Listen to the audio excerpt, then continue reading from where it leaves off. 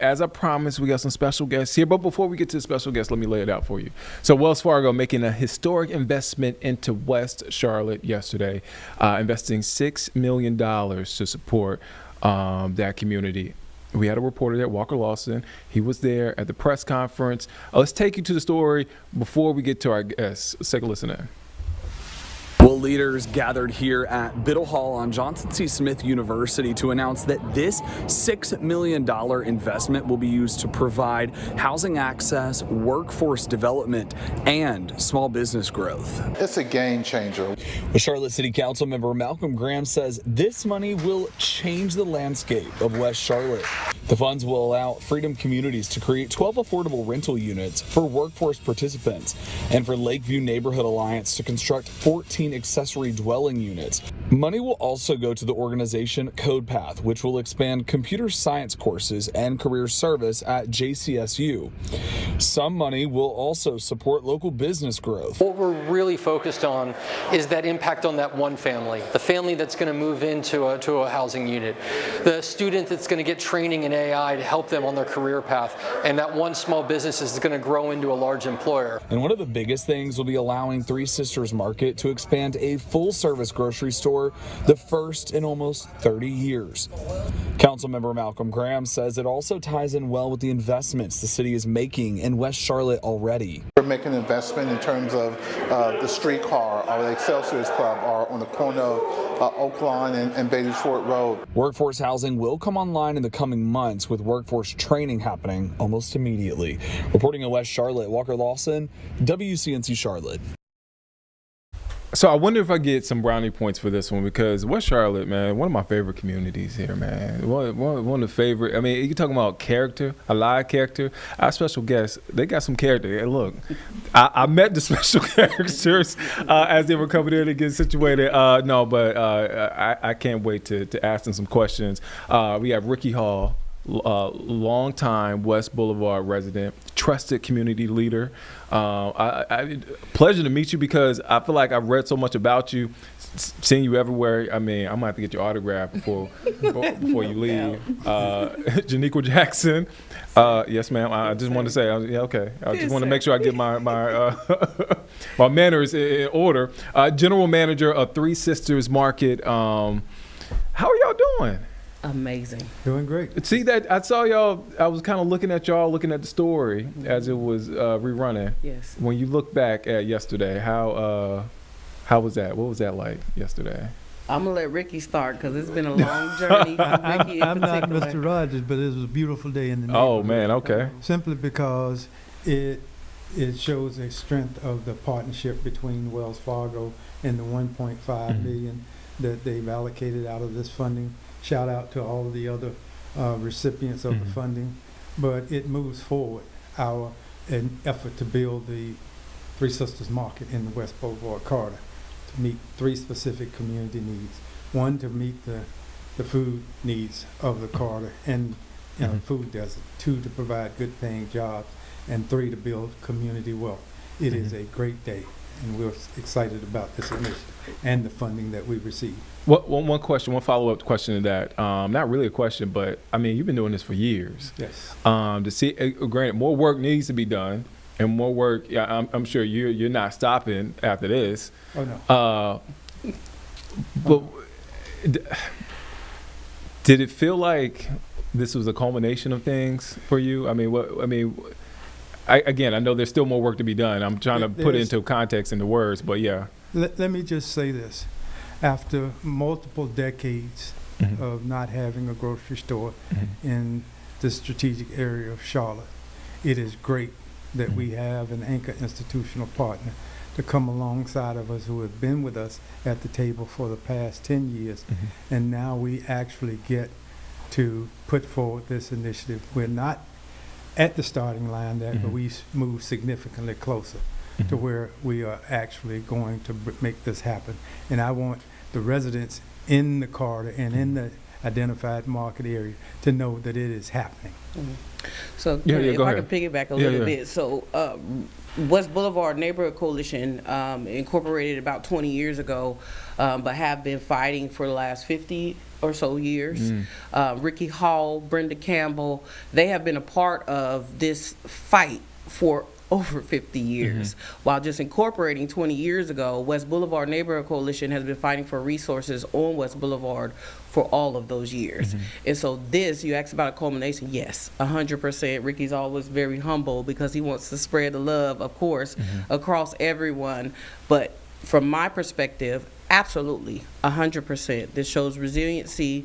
We're sitting with legacy, but this is empowerment to this community. This shows how the collective effort has come together to provide, yet again, another resource for the community of West Boulevard. Two things I want to point out. I said a lot of character, and I mean this in a great way, right? Because there's a lot of pride in West Charlotte. There's a lot of pride. You know, even when I refer to West Charlotte High School, I got to say the West Charlotte High School. You have to. Yes. What does talk about the community? Because there are a lot. I asked this because there are a lot of people that are not from here. Yes. And a lot of people that move from different states, or not even from the state, right? So they don't have any sort of concept of what West Charlotte is, what it means to the community. Talk about what does West Charlotte, specifically that area, mean to this area? Let me just say that the West Boulevard corridor is in many ways a gateway to the world when it comes to Charlotte. The original entrance to Charlotte Douglas International was on West Boulevard. The West Boulevard corridor sits to the east is South End. To the northeast is the Central Business District. You've got 19 or growing neighborhoods now. It's far more than 19 in the area. A lot of investment coming to it. It'll be home to the future Silver Line, given that we've just passed the transit tax. We're seeing a lot of change happening in the neighborhood, but change hasn't happened as fast enough as for the residents who actually need it. So we're in a dynamic place. We're in a good place, and we're even in a better place now that we are getting the type of funding support that we need to make the Three Sisters Market a reality. And you're right. There are other initiatives on the table too that will move forward from an economic development standpoint, from a health and wellness perspective, as well as a business growth and small business opportunities growth in the West Boulevard corridor. We're happy about all of it. Janiqua, I said yes ma'am earlier because I was joking with you. You gave me that look and I was like, yes ma'am, yes ma'am. It's the manager in me. Talk about Three Sisters. Man, because y'all are a movement. A movement. A that movement. Part. Yes, we definitely are. And so, again, just gonna pick up from where Rickey left off. So I'm a transplant. I'm a transplant, and this is my actually my second go around in Charlotte. Fell in love with it the very first time that I got here. But being with West Boulevard Coalition on this turn has changed my perspective, especially working in West Boulevard.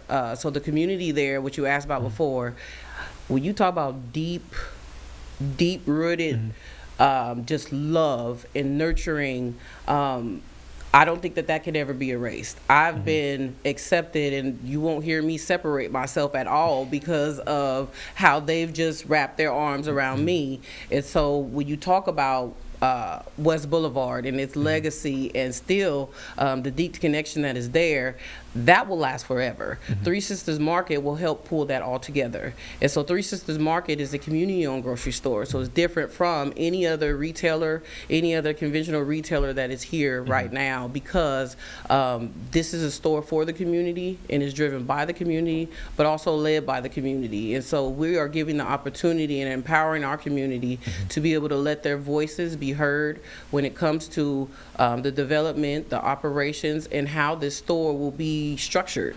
And so that's different from any other retailer that is currently here. So Three Sisters Market, for me, yes, it is a movement. This is not just about groceries. This is not just about groceries. Groceries is the base because, as you all know, sometimes the foundation of ideation comes from food. And so utilizing the grocery experience to be able to gather and corrugate the community Yeah. is what's being done here. However, again, if we do research on co-ops, they lead all the way back to 1700s, and this is what our people utilize to be able to free themselves, to be able to have much more or nurture economic mobility within our communities. But this is what we've been using for years. So really, we're getting back to the basics, and we're applying it to modern day so that we can continue to move in these underserving communities. Go ahead, Ricky. Go ahead. Yeah, I just wanted to add a little bit more color to that. Yeah. The Three Sisters Market is actually rooted in the deep, rich history and legacy of so many leaders in the West Boulevard corridor who have given life to it, and we are going to celebrate that legacy even through the name of the Three Sisters Market, right. because it's based on the rich history of women's leadership for persons such as Amy Martin James, Lucille McNeil, and the late Miss Dorothy Waddy, whom I assumed the leadership helm from. And we're embedding that, not only that within the store, but also throughout the store. It's also going to remain a home to our Seeds for Change youth initiative, where we're teaching urban farming to youth, teaching them marketable skills and habits, and hopefully that there'll be some of those youth who will actually become gainfully employed in the store and become future leaders of the community. And so we're building on that legacy and that history through this market as well. So it's more than a grocery store. It's a place for people to learn how to eat healthy, to change the social determinants of health dynamics that exist in the community. It's a place where it'll be a community gathering space for young entrepreneurs, because we'll have like a co-working space that's there. We'll have a community room, and we'll have a teaching kitchen. So it's all of those things, and combined with our partner, the YMCA, we'll have a kind of a health equity concept. Combined with the library, we'll have access to information and technology that will be used to grow and build out our community economic development vision in the West Boulevard corridor. So happy about it. Just thinking about it now, man, West Charlotte reminds me of West Boulevard. It reminds me of East Greensboro. I don't know if y'all familiar with East Greensboro. East Greensboro has North Carolina A&T in his backyard, Bennett College in his backyard. We got some Aggies up in here. Okay, I'm just making sure.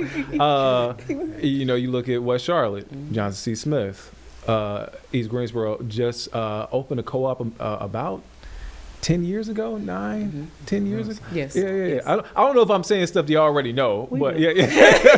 But it's okay. I had to shout it out. That's what it is. It's home for me. So I worked in that area, and I'm like, man, I just had to point that out. That wasn't it's the same method. Yeah. It's the same method. And this method, it also goes across the United States. So although food cooperatives are fairly new to Charlotte, they are not new at all in the United States. And so the co-op that you're talking about, we definitely know a lot about that one.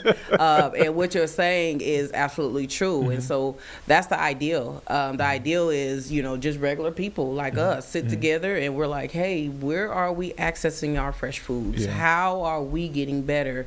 More importantly, thinking ahead. How are we going to help our community? If we're not eating healthy, then that means the rest of our community is not either, and how can we grow in those ways? And so what you saw in East Greensboro is exactly what we're doing here in West Charlotte. And if you can't eat healthy, you can't contribute. You can't be there. You can't see your grandkids. You can't see your kids. You can't be a thriving member of your community if you don't eat healthy. 100%. And so that's what research, I don't know if it backs it as much. That's what we're finding out now is, you've got to feed your system first and feed it healthy foods, so that when you get up and you get out there, you're ready to go. Your brain is powered. It's powered in the right ways, not by sugar and those fossil fuels, the other fuels. But it's fueled by actual good food. And I got to point this out. I could talk to my doctor.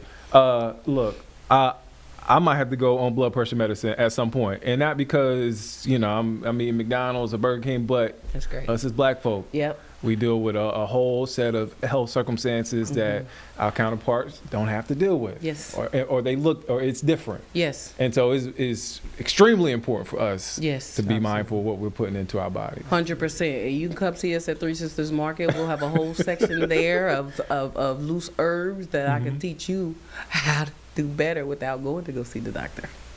I'm gonna pay a visit.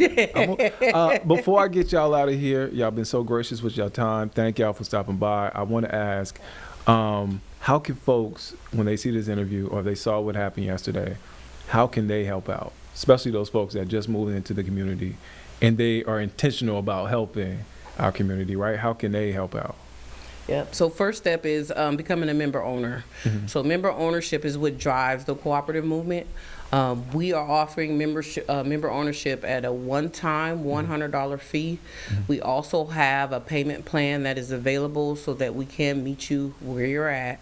If you visit us on www.threesistersmarket.coop, all the information is there. And let me just say, I want to speak to our anchor institutions, you know, our corporate community. I want to speak to our churches. I want to speak even to individual donors. Charlotte is a thriving place, and I know that there's capital out there. We're not at the goal yet, but you have an opportunity to contribute to the Three Sisters Market. And so if you're looking how you can make your investment work for the community, consider making a contribution to the Three Sisters Market. And to our residents, you see things are happening. I know there's been a lot of talk about it's not happening. When is it going to happen? It is moving. Wells Fargo's gift is an indicator that it's moving, and we want you to be excited and get involved. And as Janiqua said, the greatest way in which you can get involved is to become a member owner, because this is the community solution to the problem it's been trying to solve for over 30 some odd years. Yeah, you've been trying to solve it for 30 years. You can't flip a light switch on and things to change. Just emphasizing the word ownership. We got to make sure that we emphasize the word ownership. You will be an owner of this market. And so we got to emphasize that word. That $100 gets you ownership to this store. I'm going to come see you now. Please I'm going to come see both of y'all. Please do. Rickey Hall, Janiqua Jackson. Man, it's been a pleasure. Thank y'all for stopping by. Thank you so much for having us.